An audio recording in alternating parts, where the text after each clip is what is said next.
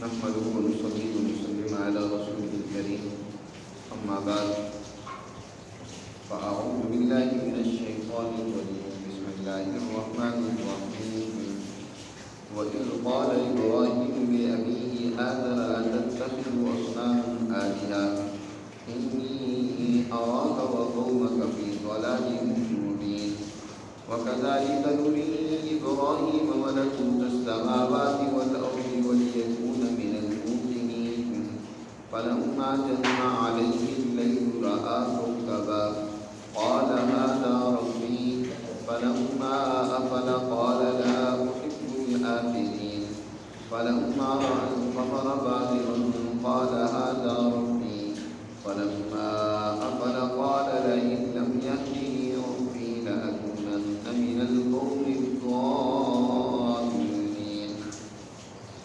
فلما رأى الشمس بازغة قال هذا ربي هذا أكبر فلما أفلت قال يا قوم إني بريء مما تشركون إني وجهت وجهي للذي فطر السماوات والأرض حنيفا وما أنا من المشركين فحاجه قومه قال أتحاجوني في الله وقد هدان ولا أخاف ما تشركون به إلا أن يشاء ربي شيئا وسع ربي كل شيء علما أفلا تتذكرون وكيف أخاف ما أشركتم ولا تخافون أنكم أشركتم بالله ما لم ينزل به عليكم سلطانا فأي الفريقين أحق بالأمن إن كنتم تعلمون الذين آمنوا ولم يلبسوا إيمانهم بظلم أولئك لهم الأمن وهم مهتدون صدق اللہ العظیم۔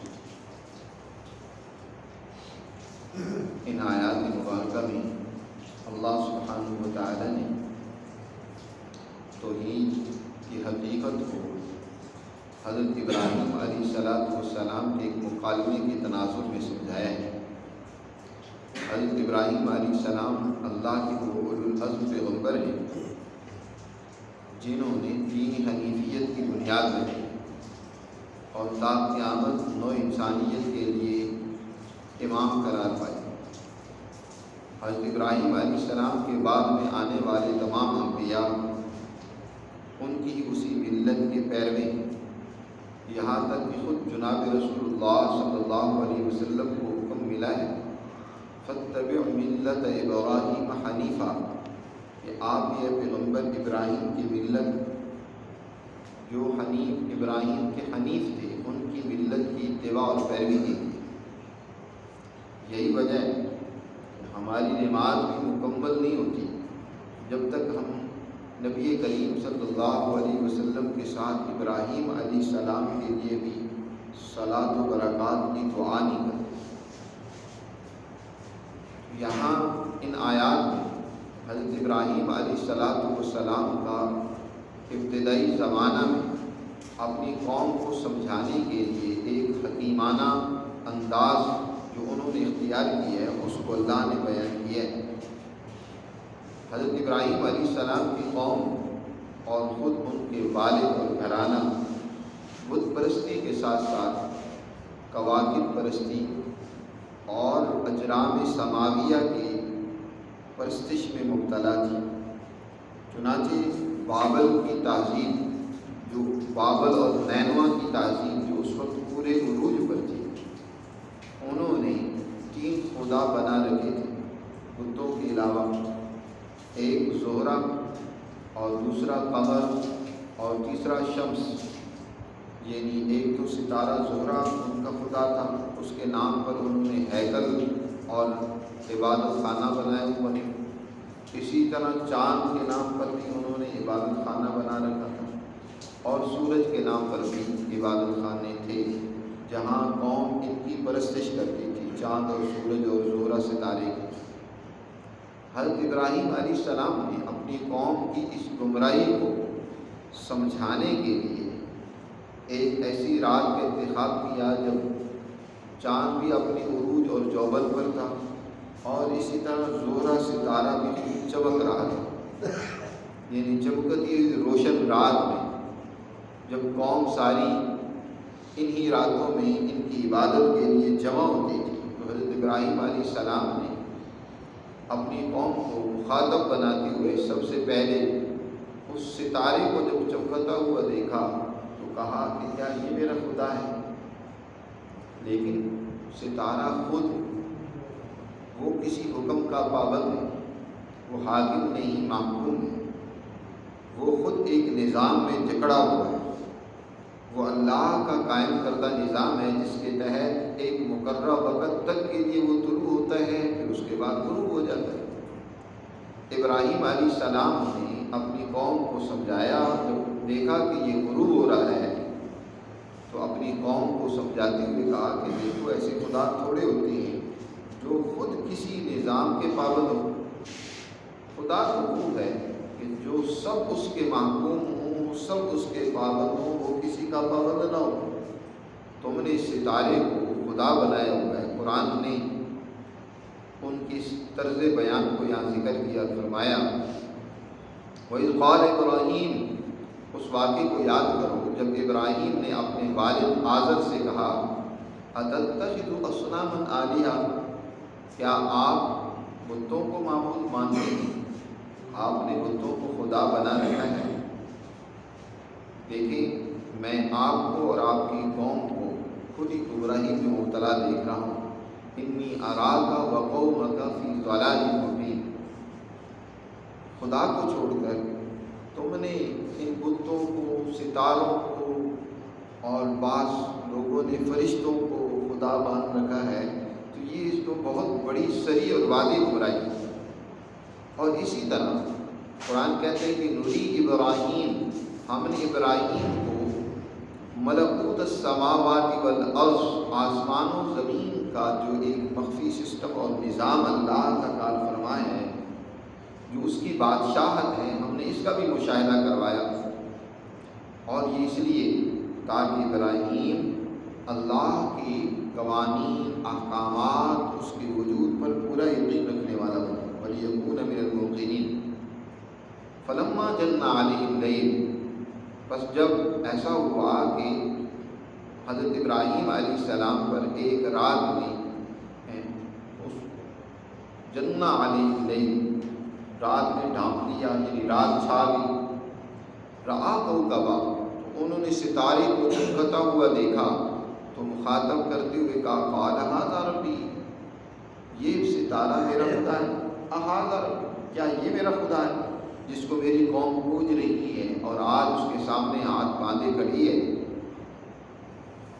لیکن کچھ دیر بعد جب وہ ستارہ غروب ہوا، فلما افل قال لا احب الآفلین، تو حضرت ابراہیم علیہ السلام کہتے ہیں کہ میں غروب ہونے والوں کو پسند نہیں کرتا۔ وہ خدا کیسے ہو سکتے ہیں جو خود کسی اور کے پابند ہوں؟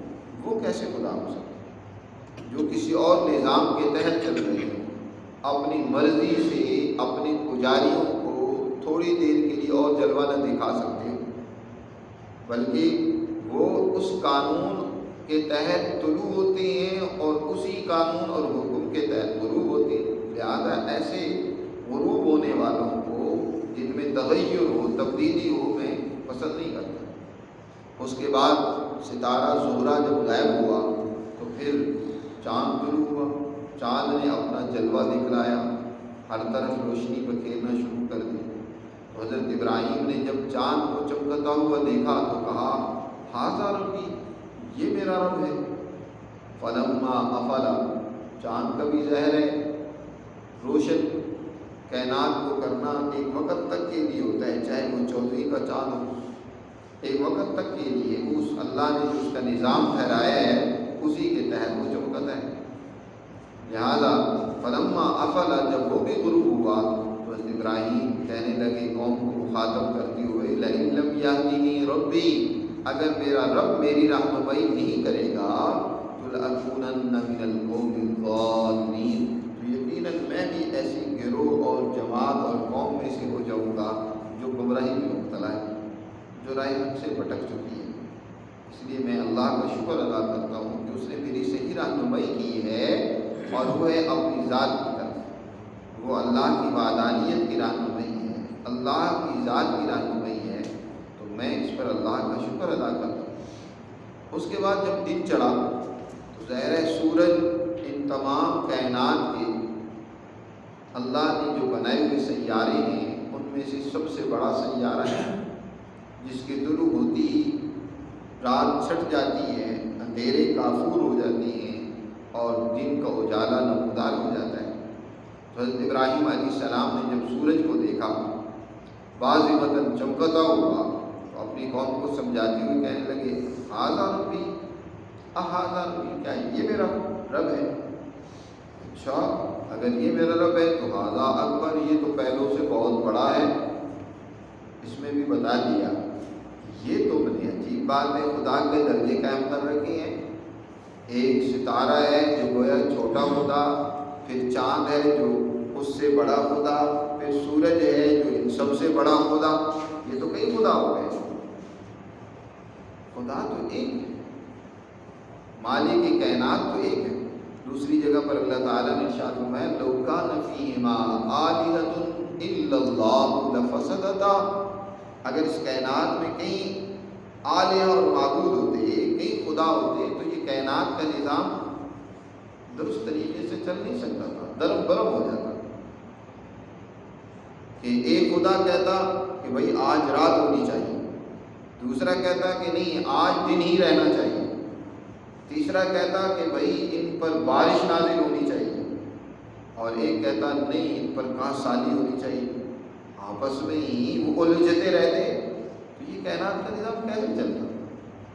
اور مان لیا کہ آپس میں صلح صفائی سے اس کائنات کے نظام کو چلا رہی ہیں، تو صلح عموماً وہ کرتا ہے جو دوسرے سے دب جاتا ہے، دوسرے کی طاقت کو تسلیم کر لیتا ہے، اور جو دبیل ہو، جو دوسری کی قوت اور طاقت کو مان لے، وہ تو خدا نہیں ہوتا۔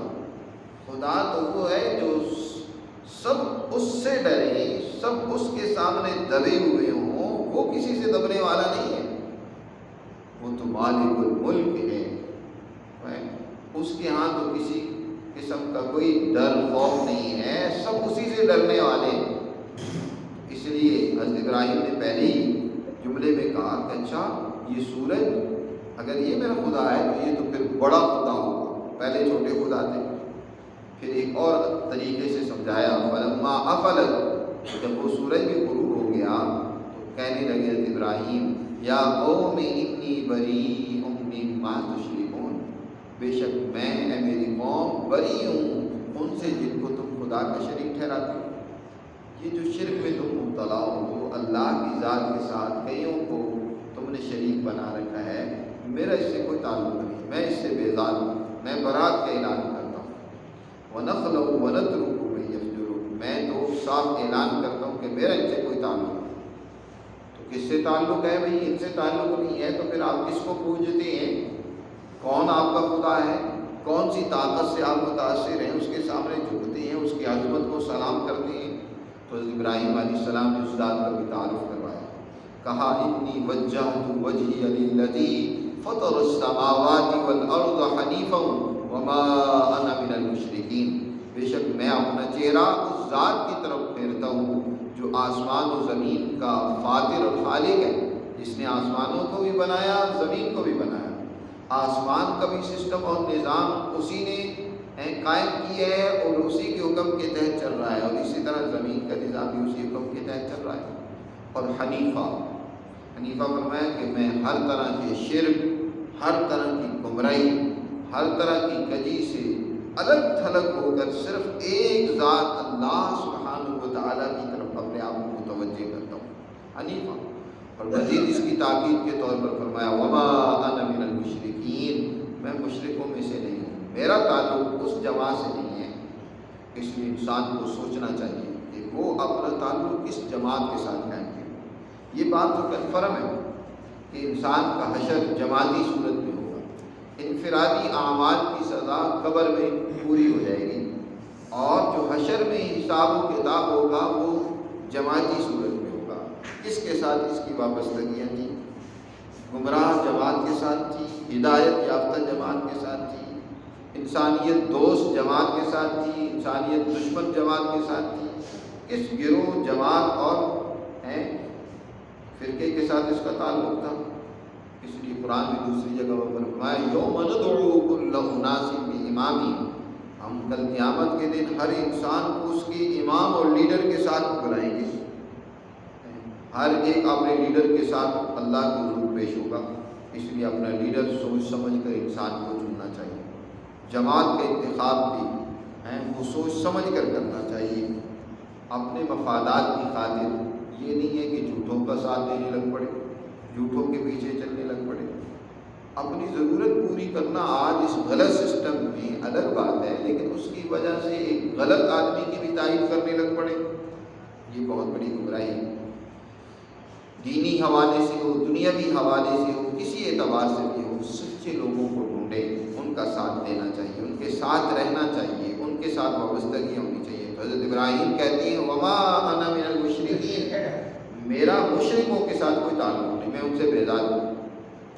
وحاجہ قوم، اب قوم نے جب دیکھا ابراہیم علیہ السلام کی اس حجت کو، دلیل کو کہ انہوں نے تو ہمارے تمام خداؤں کو رد کر دیا، تو اب حضرت ابراہیم علیہ السلام سے قوم رد و قد کرنے لگی، جھگڑنے لگی، محاجہ کرنے لگی.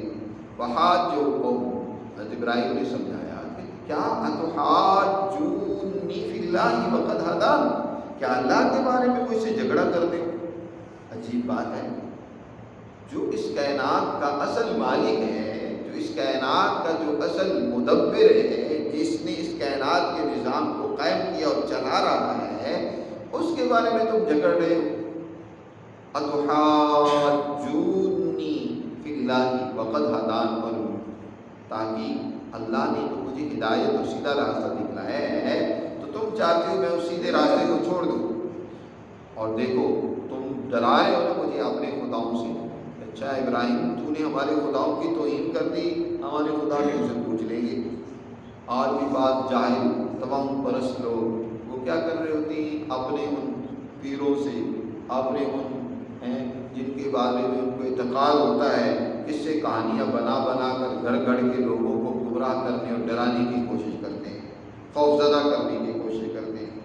یہ اسی طرح یاد رکھیں کچھ وہ خدا بھی ہوتے ہیں جو اللہ کے مقابلے میں اپنی طاقت و قوت کا اظہار کرتے ہیں، وہ بھی اپنا ڈر اور خوف پیدا کرنے کی کوشش کرتے ہیں. حضرت ابراہیم علیہ السلام نے صاف اعلان کرتے ہوئے کہا دیکھو میں ان سے نہیں ڈرتا جن کو تم نے اللہ کا شریک بنا رکھا ہے. ولا اخاف ما تشركون به، جیسے انہوں نے چاند، سورج، زہرہ کو خدا بنا رکھا تھا، اسی طرح نمرود کو بھی خدا بنا رکھا تھا. نمرود کو بھی خدائی کا درجہ دیا ہوا تھا، اس سے بھی ڈرتے تھے اور اس کا ڈر اور خوف پیدا کیا ہوا تھا. حضرت ابراہیم علیہ السلام نے صاف کہا میں جن کو تم اللہ کا شریک ٹھہرا رہے ہو ان سے نہیں ڈرتا، الا ان یشاء ربی شیئا، مگر یہ کہ چاہے میرا رب کچھ، اگر مجھے نقصان پہنچنا ہے تو تمہارے خداؤں سے نہیں پہنچ سکتا. ہاں میرا نقصان تو تب ہی مجھے پہنچے گا جب میرا رب چاہے گا. ہاں میرا رب ہی میرا کچھ نقصان چاہے، تم اس کی نسبت اپنے خداؤں کی طرف کرتے پھرو، اپنے معبودوں سے ڈراتے پھرو، وہ در حقیقت نقصان میرے رب کا پہنچایا ہوا ہے. الا ان یشاء ربی شیئا، اور دیکھو وسع ربی کل شیء علما، میرے رب کا علم جو ہے ہر چیز کا احاطہ کیے ہے، کوئی چیز بھی اس کے علم سے باہر نہیں ہے. وہ جانتا ہے کس کو فائدہ پہنچانا ہے، کس کو نقصان پہنچانا ہے، کون اس کی اطاعت کر رہا ہے، کون اس سے ڈر رہا ہے، کون اس کے مقابلے میں دوسری طاقتوں سے ڈر رہا ہے. اب ولا تتذکرون، کیا تم ذرا بھی نصیحت نہیں حاصل کرتے ہو، غور و فکر نہیں کرتے. مزید فرمایا وکیف اخاف ما اشرکتم، کیسے میں ڈروں ان سے جن کو تم اللہ کا شریک ٹھہرا رہے ہو، تم مجھے ان سے ڈرا رہے ہو. ولا تخافون، اور تم ڈرتے نہیں ہو کہ تم نے اللہ کو ان کو شریک ٹھہرا رکھا ہے. شرک میں مبتلا ہو، شرک کر رہے ہو، تمہیں اس کا ڈر ہی نہیں ہے، اللہ سے ڈرتے نہیں ہو، اور اپنی جو خود محکوم، مجبور، بے بس ہیں ان سے مجھے ڈرا رہے ہو. اچھی بات ہے. وکیف اخاف ما اشرکتم ولا تخافون انکم اشرکتم باللہ ما لم ينزل به علیکم سلطانا، اور ان کے شریک ہونے کی کوئی اللہ نے دلیل بھی نہیں نازل کی، کوئی کوئی اللہ نے کہا ہو کہ یہ میرے شریک اور ساتھی ہیں، میرے برابر ہیں۔ فَأَيُّ الْفَرِيقَيْنِ أَحَقُّ بِالْأَمْنِ، بتاؤ دونوں جماعتوں میں سے امن کا داعی کون ہے جو اب معمون اور محفوظ رہنے والا ہے؟ جو اللہ کے ساتھ اپنی وابستگی رکھے وہ زیادہ محفوظ و معمون ہوگا، یا وہ جس نے جھوٹ موٹ کے اللہ کے شریک بنا رکھے ہیں؟ ان کو تم تعلم اگر تم جانتے ہو تو بتاؤ۔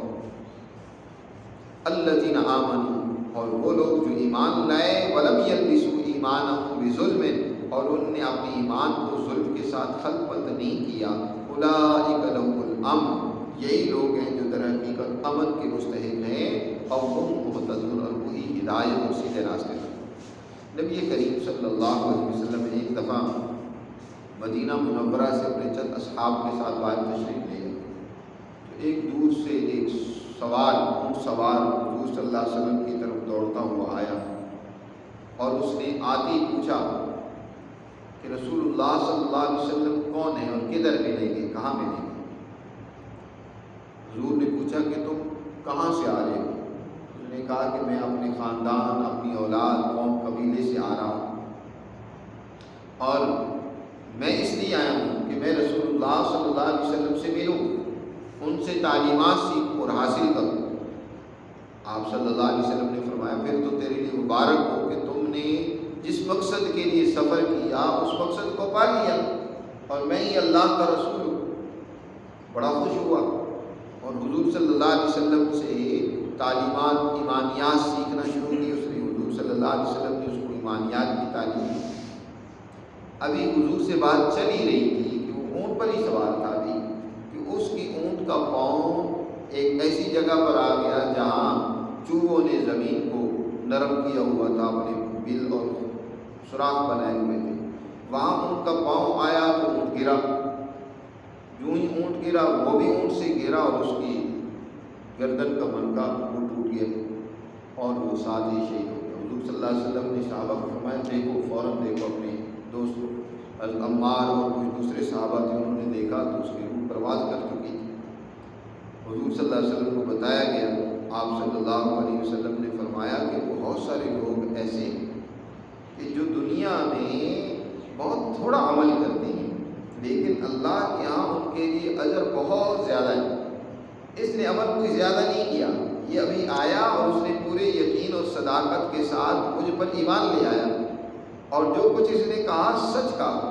اس نے یہ کہا کہ میں گھر سے نکلا ہوں آپ صلی اللہ علیہ وسلم کی تلاش کے لیے، اور لمبے سفر سے آیا تھا، کہا کہ میرا زادرہ ختم ہو گیا تو میں پتوں پر گزارا کرتا رہا ہوں، یہ بھی اس نے سچ کہا، اور یہ ایمان لایا، ایمان لاتی ہی دنیا سے چلا گیا، تو اللہ نے اس کے لیے بڑے درجات، بڑے مقام ہیں۔ ایمان جس کے ساتھ ظلم نہ ہو، ایمان لانے کے بعد انسان کسی پر زیادتی نہ کرے، شرک نہ کرے، اس ایمان کو کسی گناہ کے ساتھ اس میں آمیزش نہ کرے، تو یہ ایمان در حقیقت کامیابی کا سب سے بڑا ذریعہ ہے۔ قرآن نے یہاں یہ بات کی کہ الذین آمنوا ولم یلبسوا ایمانہم بظلم، وہ لوگ جو ایمان لائے اور انہوں نے اپنے ایمان کو ظلم کے ساتھ نہیں ملایا۔ ایمان لائے، ایمان لانے کے بعد پھر کوئی آدمی ظلم کرے، ایمان لائے اور ایمان لانے کے بعد پھر بدی اور برائی، بدماشی، فحاشی کا ارتکاب کرے، پھر اس کو تو سزا ملے گی، اس کو اپنے کرتوتوں کی سزا ملے گی۔ یہ جو آج مسلمانوں نے ایک عجیب سی بات سمجھ رکھی ہے، دماغوں میں پھیلا رکھی ہے کہ جی بس مسلمان ہو گئے تو بس کافی ہے، ہم جنت کے حقدار ہیں، ہم اللہ کی تمام نعمتوں کا حق ہمارے لیے۔ نہیں، یہ ابتدا ہی سے اللہ کی نعمتوں، مغفرتوں کے مستحق تو وہ ہیں کہ ایمان لانے کے بعد ایمان کے تقاضوں پر کاربند رہے، انہوں نے ظلم، زیادتی، بدماشی نہیں کی۔ لیکن اگر جنہوں نے ایمان بھی لے آئے لیکن ایمان لانے کے بعد پھر انہوں نے بدماشیاں بھی کی، فحاشیاں بھی کی، کرپشن بھی کی، لوٹ مار بھی کی، خرابیاں بھی کی ہیں، تو ایسوں کو ابتدا میں تو اپنے ان اعمال کی سزا بھگتنی ہوگی۔ ایمان ایک عمل ہے، اگر وہ صحیح اور سچا ہوا تو اس کے نتیجے میں آخر میں ان کو فائدہ بھی ہوگا، لیکن ابتدا میں تو اس کی سزا بھگتنا ہوگی۔ اس لیے قرآن نے یہاں بیان فرمایا الذین آمنوا ولم یلبسوا ایمانهم بظلم، جو ایمان لائے اور انہوں نے اپنے ایمان کو ظلم کے ساتھ خلط ملط نہیں کیا، یہ در حقیقت امن کے مستحق ہیں۔ اولئک لهم الامن، اور یہی در حقیقت وہ مہتدون، وہ ہیں جو اس راہ راست پر ہیں، درست اور سیدھے راستے پر ہیں، کامیابی کے راستے پر ہیں۔ اللہ سبحانہ و تعالی ہمیں سمجھ نصیب فرمائے اور اپنے احکامات پر عمل